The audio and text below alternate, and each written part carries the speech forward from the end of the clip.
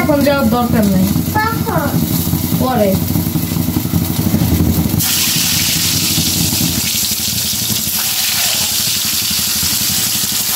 জন্য কিভাবে খাওয়ালে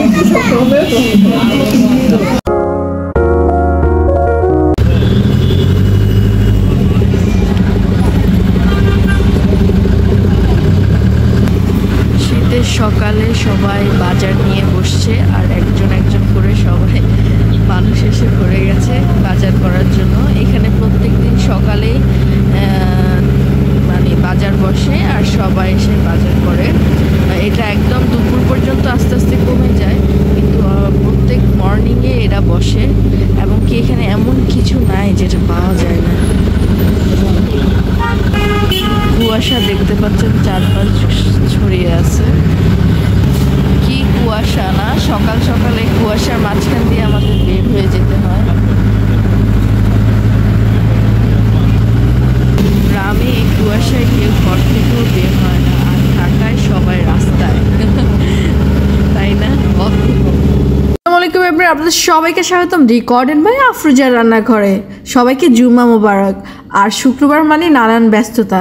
সো বাজেট টাজেট কমপ্লিট করে হঠাৎ আজকে মনে হলো যে আস্তে আস্তে মোটা মোটা করে বেগুনটাকে ফ্রাই করব।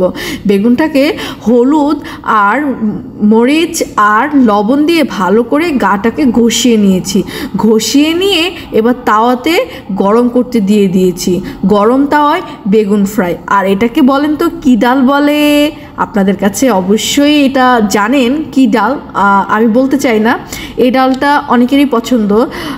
এখানে আমি ডালটাকে আগে ভালো করে ঘুটে নিয়েছি, তারপর এখানে পেঁয়াজ, কাঁচামরিচ, টমেটো এমনকি যা যা মশলা লাগবে সেগুলো আমি এক একে দিয়ে দিব। এই ডালের স্বাদ অসাধারণ। যারা যারা খেয়েছেন কেউ কখনো ভুলতে পারেন না, তাই না? শীতকাল মানেই এই ডালটা খাওয়ার জন্য চারপাশে হিড়িক পড়ে যায়। সকালে নাস্তা করে নেব। গরম গরম পরোটা ভেজে নিয়েছি, ডিম অমলেট, ডিম, সব ডিম। আজকে শুধু ডিম হবে।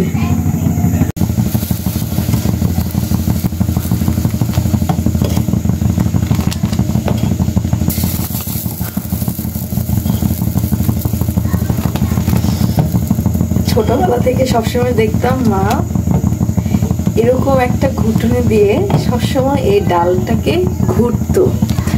সো আমি এখন মায়ের স্মৃতিটাকে স্মরণ করলাম। তো আম্মা এটা আমাকে দিয়েছে, আমার খুবই পছন্দের একটা জিনিস। এটা দিয়ে ডাল যখন এরকম করা হয় মনে হয় যেন মা এই ডালটা রান্না করতেছে।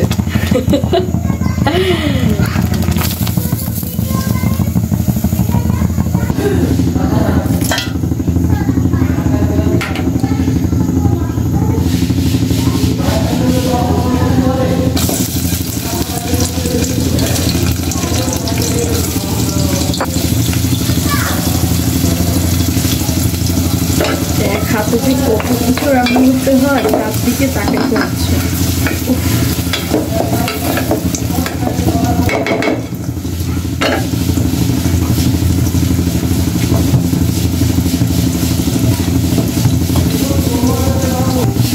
এখানে আমি বসিয়ে দিয়েছি গরুর মাংস।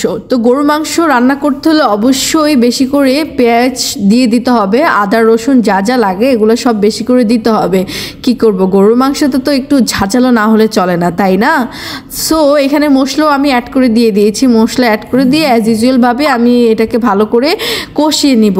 ভালো করে না কষালে গরুর মাংস খেতে একদমই ভালো লাগে না, তাই না বলেন তো? বিয়েবাড়ির গরুর মাংস কে কে খেয়েছেন? আশা করি সবাই খেয়েছেন, তাই না? কতটা ইয়াম্মি হয়, খুব বেশি ইয়াম্মি হয়, কারণ ওনারা অনেক মশলা দিয়ে সুন্দর করে এটাকে কষিয়ে কষিয়ে রান্না করে। সো আমিও এখানে রান্না করে নিচ্ছি, মাংস দিয়ে দিচ্ছি। এবার ভালো করে এটাকে কষাতে থাকবো আর কষাতে থাকবো। এইদিকে দেখেন তো ডালটা আমার কি সুন্দর হয়েছে, অনেক সুন্দর হয়েছে ডালটা, তাই না? আর কি ঘ্রাণ!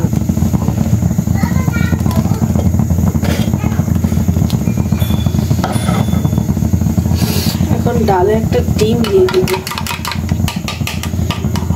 এটা খুবই ঝটপট করতে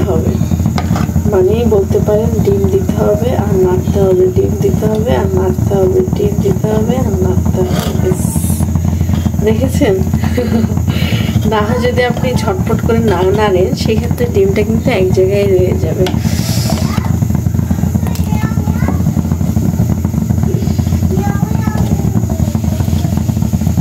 এটার নাম কি ডাল জানাবেন।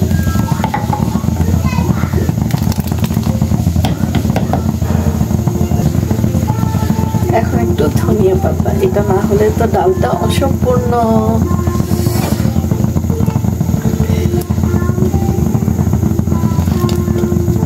দেখেছেন কি মজার ডাল? একটু লবণ দিয়ে দিই আর একটু।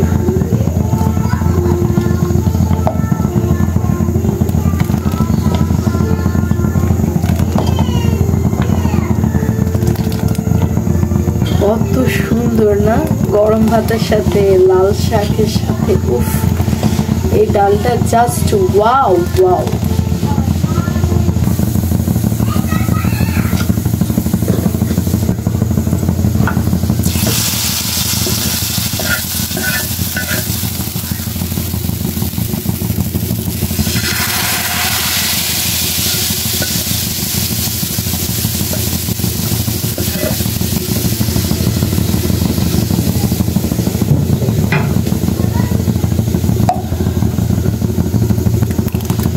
আমার ডাল বাগার দেওয়া শেষ, ডাল রান্নাও শেষ।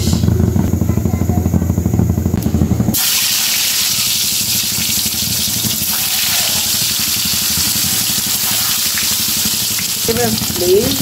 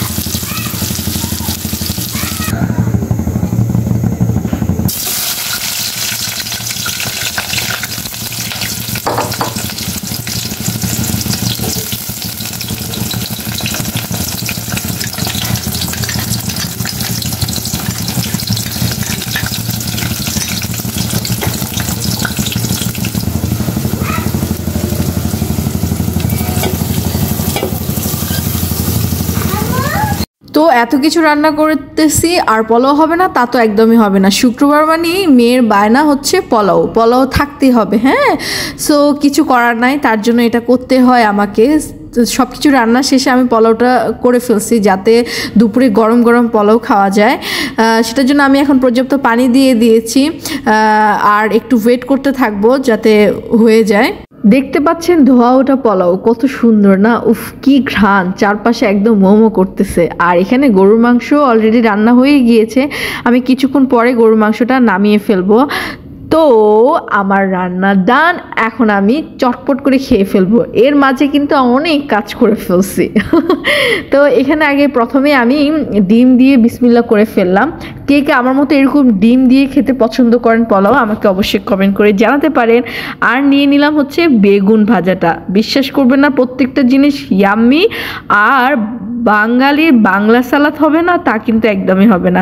শীতকাল মানে এই সালাদটা প্রত্যেক শুক্রবারে আমার চাই, না হয় কিন্তু আমার মুখে কিন্তু ভাত উঠবে না, আমি বলে দিয়েছি। তাই প্রত্যেক দিন করি। আর এটা হচ্ছে ডালটা খুবই ইয়াম্মি হয়েছে, মনে হয় যেন মা রান্না করে দিয়ে গিয়েছে, এত বেশি মজার ছিল। তারপর গরুর মাংসের কথা আর কি বলবো, আমার মনে হয়েছিল আমি কোনো বিয়ে বাড়িতে চলে গিয়েছি, আর বিয়ে বাড়িতে বসে বসে আমি এত মজার মজার খাবার খাচ্ছি। কে কে আমার মতো এরকম খাবার লাভার আমাকে জানাতে পারেন, আমি কিন্তু আপনাদের দলে। হ্যাঁ, সো খাবার শেষে আমরা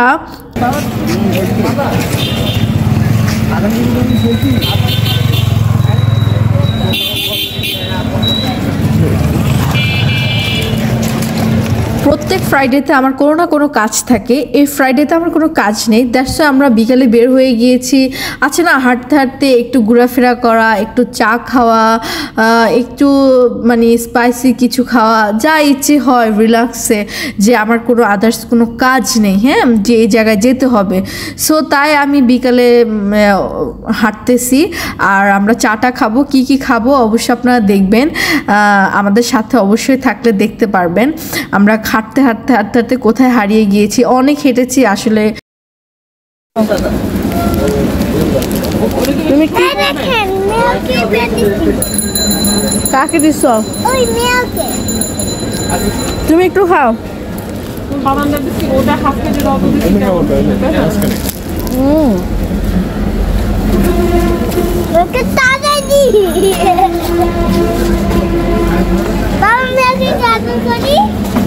কেমন দাম?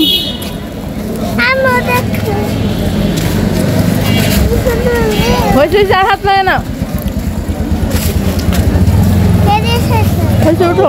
হাঁটতে হাঁটতে আমরা একটা শোরুম উদ্বোধন করতে চলে গিয়েছি, আর দেখতে পাচ্ছেন আমার হাতে মিষ্টি।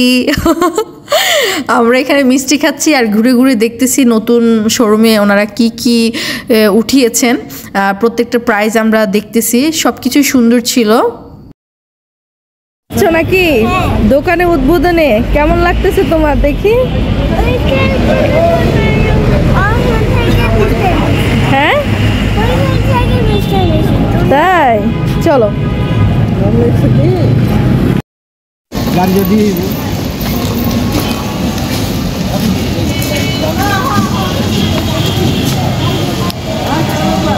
চলো, তোমাকে যাইতে দিবে। আই হাই, কার বিয়ে খাইতে দেবে? মোমো খাবা? এই যে মোমো। অনেক গরম লাগবে।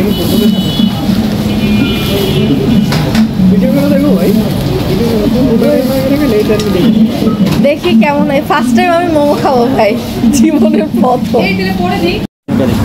আমাদের chicken momo ma'am 3 piece 80, 6 piece 155, 8 piece 195 ma'am. এটা টেস্ট অনেক ভালো হবে।